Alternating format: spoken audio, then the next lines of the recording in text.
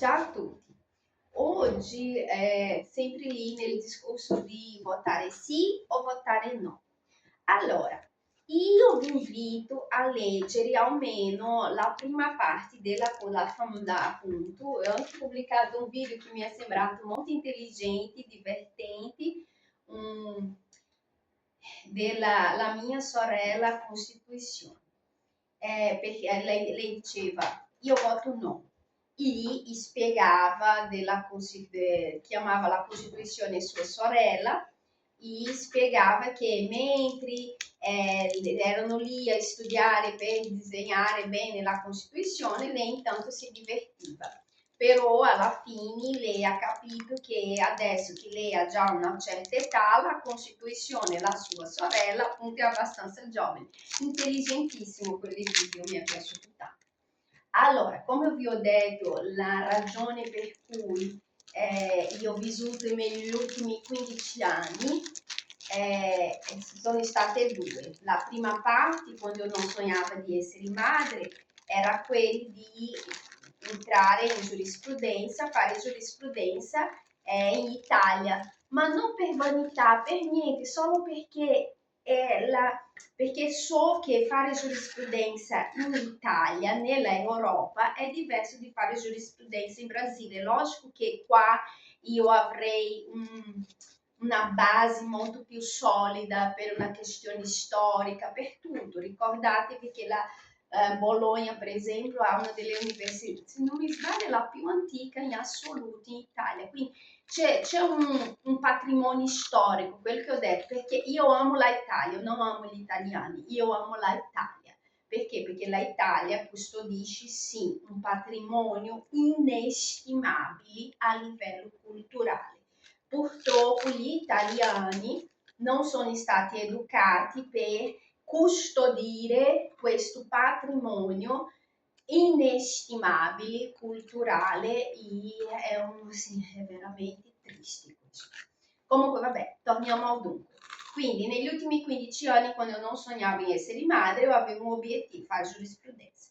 Poi dopo, quando sono diventata madre, io avevo due obiettivi, né? Mandare avanti mio figlio nel migliore modo possibile, dare a lui le maggiori opportunità, le migliori opportunità che dal mio punto di vista è e continuerà essendo la conoscenza, e comunque non ho rinunciato al mio sogno di giurisprudenza, né? E quindi, detto ciò, nel corso di questi anni io ho sempre cercato di, quando possibile, leggere qualcosa al riguardo.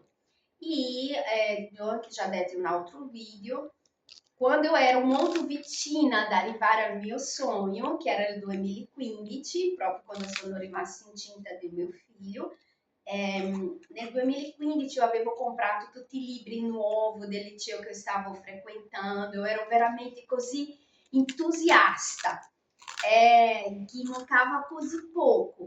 Io avevo comprato un librettino, avevo comprato la Costituzione, il Codice Civile del 2015 Mamma, e questo sono librettino, pieno. vabbè, lasciali che mangio io, che diceva cos'è il diritto, insomma, un assaggio sulle prime lezioni di giurisprudenza. E appunto questo libro diceva non esiste la legge, esiste un buon avvocato. Perché? Perché la stessa legge ti dice una cosa, più avanti in un altro articolo dice altra. Allora, faccio un esempio ipotetico. Perché il discorso del sì e del no? Allora, perché no? Allora, perché attualmente, ok, con le leggi che ci sono, mio amorino, mettiti per favore questa così, girato da qua, grazie. Allora, attualmente, ok, attualmente abbiamo una legge che dice che se ritardi l'affitto va in carcere. La stessa, più avanti c'è un'altra legge che dice che non si può fare. che se in questa casa ci sono dei minorenni non si può fare. Non si può fare. Poi più avanti c'è un'altra legge che dice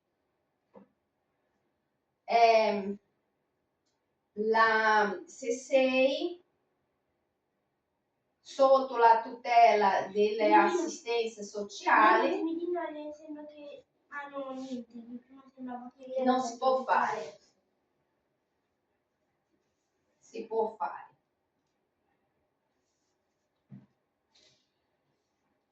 Allora, in pratica dice, dettaglio, c'è una legge che dice che se tu non hai le condizioni economiche non puoi stare con il bambino. Nella stessa Costituzione c'è la legge che dice che tutela appunto i minori, quindi il bambino deve stare con la madre. Ok? E così via. Quindi la Costituzione, per esempio, la storia degli stranieri, ok? La legge dice: hai commesso reato grave, espulsione. Più avanti, tutela dei diritti umani non si può fare. E non solo questo, perché dopo rientra altri diritti, insomma, o succo è la Costituzione attuale blocca, ok? Blocca per il bene e per il male. Qual è la cosa positiva? La cosa positiva è che, per esempio, quello che è successo a me, ok? Chi mi ha difeso? Io non avevo avvocato, non avevo i soldi per pagare avvocato, non potevo prendere avvocato pubblico perché per legge io ho guadagnato troppo e quindi non avevo diritto all'avvocato pubblico. Chi mi ha protetto? La Costituzione. Quindi io nella mia esperienza ho imparato che ci sono tante persone che finiscono in carceri effettivamente da innocenti.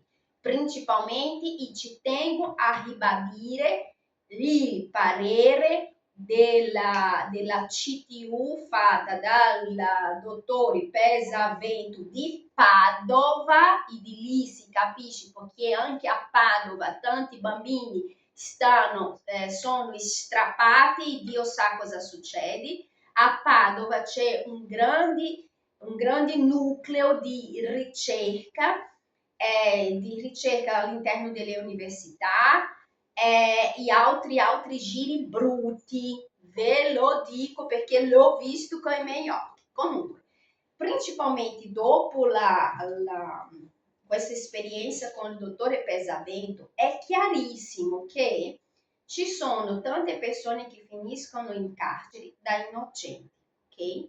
Però allo stesso tempo ci sono tante persone innocenti che vengono salvate dalla Costituzione, proprio perché un buon avvocato è capace di bloccare qualsiasi azione che non va, ok? E quindi che cosa succede? Succede che si vince il sì. La Costituzione è stata studiata apposta, veramente. Ma l'acquario è pieno di tuoi capelli. Togli il mio amosino perché è pieno di residui di tinta. Secondo te che cosa io sto facendo? Bravo. E quindi qual è il punto? Il punto è l'altra cosa, il discorso del fascismo, ok? La Costituzione in effetti blocca il fascismo. Il fascismo c'è sempre stato, non è mai andato via, ma la Costituzione blocca qualsiasi azione diretta, ok? Qualsiasi azione estrema come quella che è successo nelle guerre precedenti. Cosa succede se vince il sì? che non ci sarà più la sorella Costituzione, non ci saranno dei blocchi, quindi è un salve-se chi può, ok? Se in passato molte persone innocenti finivano in carceri, adesso finiranno ancora di più, perché questo sorteggio che quelli che difendono il sì dicono no, ma guarda che il sorteggio esiste già. Sì, però esiste in un meccanismo che comunque devono rispondere, sono bloccati dalla Costituzione. Con la vincita del sì, la Costituzione apre una porta, ok? Dove il spostamento di una virgola può cambiare tutto il discorso. E lì il sorteggio è una parte del processo che può essere manipolata l'anima, anche perché metà di quelli ci sono quelli legati alla corrente politica e ci saranno gli altri che possono fare quello che gli pare. Allora, se loro stanno vendendo i bambini, ok? Stanno vendendo le madri per dei bonus di 500 euro, se loro stanno facendo delle cose assurde, ma proprio assurde, per anche solo dei bonus, ok? Perché i politici rubano milioni, però mentre scendi in quella piramide, parte una volta solo di piccoli bonus di 500 euro. C'è così di gente disposta a vendere l'anima per questi 500 euro. Quindi, che cosa pensate che succederà se vince il sì? Agevolerà, non ci sarà nessuno per difendere né i buoni né i cattivi. Per questo che io rimango nel no.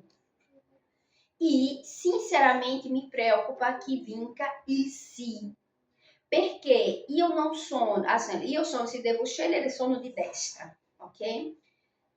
Però è vero che la sinistra ha una cultura che manca alla destra. La destra ha buone intenzioni, ma gli manca la conoscenza, mentre la sinistra ha la conoscenza, però è altamente elitista e razzista. Quindi ci vuole la destra che sembra quella razzista, ma in verità non è, perché la destra, quello che la destra vuole è poter uscire di casa così e respirare. Quello che la destra vuole è vivere in un mondo dove non deve stare così a guardarsi la spalla il tempo tutto. Mentre la sinistra, essendo la vera razzista, la vera elitista, vuole mantenere i loro, sono come i comunisti, nei regimi comunisti, loro mangiano la picanha, mentre il popolo vai lì con il bonus nel supermercato a comprare quello che il bonus permette di comprare. Avete capito la differenza? Perché che per me la cosa è molto chiara? Perché io vengo dall'America Latina, perché io so cosa sono i paesi in via di sviluppo, un paese sottosviluppato, perché quando io sono nata il Brasile era un paese sottosviluppato. Perché che per me è chiaro il concetto di comunismo e capitalismo? Perché io sono cresciuta con l'ombra di Cuba. Insomma, per voi è difficile da capire, però per una persona che ha fatto un'esperienza minimamente simile a mia, è chiaro. No, no, così com'è, e anche tenendo conto dell'Italia così com'è, l'Italia non è un paese dove le persone sono istruite, no. L'Italia è un paese di lavoratori, ok? Lavoratore e basta. Quindi lavoratore, risparmiatore, quindi dovete tutelare il vostro lavoro e i vostri risparmi. Il sì non tutelerà anche la riserva d'oro che avete oggi. Se dovete difendere la vostra riserva aurea, e l'unico modo di difendere la vostra riserva aurea è il no. Con il sì metteranno mano nella vostra riserva aurea e lì l'Italia sarà veramente in ginocchio, in ginocchio, in ginocchio. Quindi, personalmente, no. La intenzione della Meloni può essere anche buona, ok? Può essere buona, però non sta valutando i rischi. Per esempio Hollywood ha raccontato oramai tutto, perché tutti i film di Hollywood non è più fissione, è realtà. Altro giorno ho visto... Perfino Jurassic World. Perfino giusto, mio amo Jurassic World.